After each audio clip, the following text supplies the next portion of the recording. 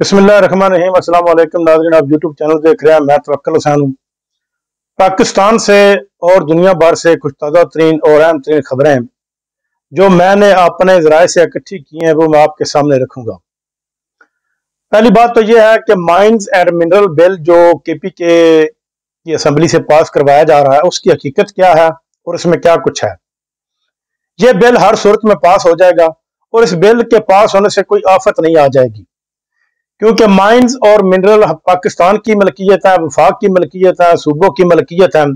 अगर कोई माइंस निकलती है किसी सूबे से तो इससे पाकिस्तान ही मजबूत होगा, क्योंकि जब तक ये हमारे मुल्क के अंदर जो छुपे खजाने हैं उनको नहीं निकाला जाएगा तब तक पाकिस्तान ना तो IMF के कर्जों से इसकी जान छूटेगी और ना ही मुआशी लिहाज से मजबूत होगा।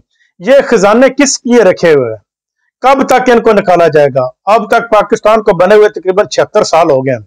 अगर ये खजाने निकलते हैं तो इससे पाकिस्तान हर सूरत में मजबूत होगा।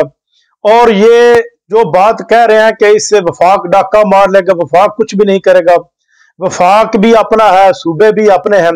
छोटे माइंस निकालने का बिल पास होता है, अगर बड़े निकालने का नहीं पास होता, क्योंकि कुछ लोग ये खदशा जाहिर कर रहे हैं कि अमेरिका इसमें दिलचस्पी ले रहा है। अमेरिका ले रहा हो या चाइना ले रहा हो या सऊदी अरब ले रहा हो तो फायदा पाकिस्तान का ही है, किसी और का फायदा नहीं है।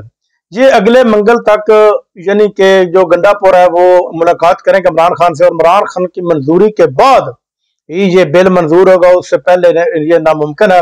इमरान खान इसकी मंजूरी देंगे और फिर ये बिल मंजूर होगा, और ये बिल मंजूर हो गया तो कोई इसमें आफत नहीं होगी।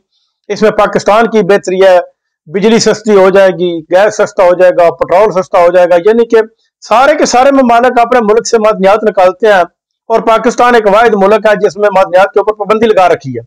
मादनियात निकलनी चाहिए।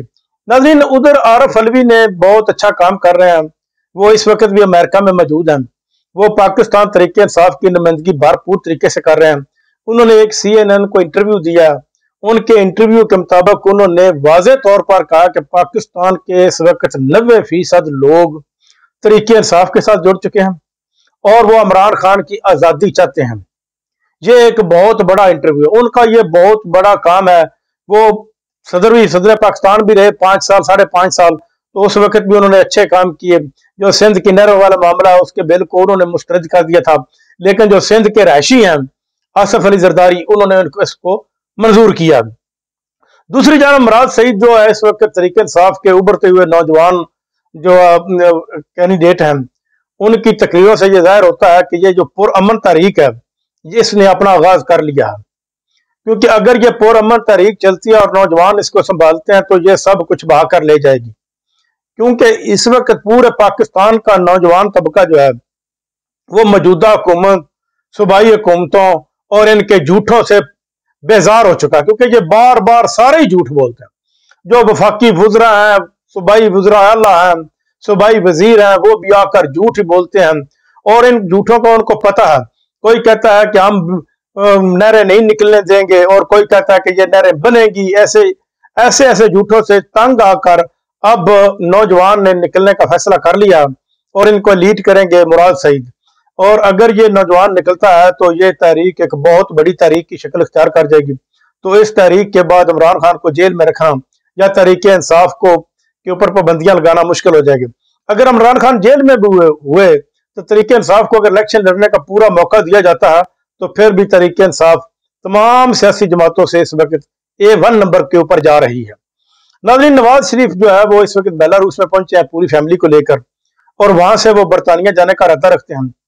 लेकिन वो मस्कीन क्या करें, नून लीग वाले जहां भी जाते हैं वहां पर पहले ही उनका इस्तकबाल जो है वो बुरे अल्फाज से, बुरे अलकाबात से और जानना शुरू हो जाता है। ये वो जमात के सरबराह थे जिनको पूरी दुनिया में इज्जत के रास्ते का मकाम दिया जाता था, लेकिन अब ये पूरी दुनिया में बदनाम हो रहे। जो ही जे अब इन्होंने अभी ऐलान ही किया बरतानिया पहुंचने का, तो ज़ीशान अली ने जो बरतानिया में मौजूद है, बरतानवी नेशनलिटी होल्डर हैं, उन्होंने इनके खिलाफ पोस्टर लगाने शुरू कर दिए हैं और इनका जो इस्तकबाल है वो उन्होंने करने की तैयारियां शुरू कर दी हैं।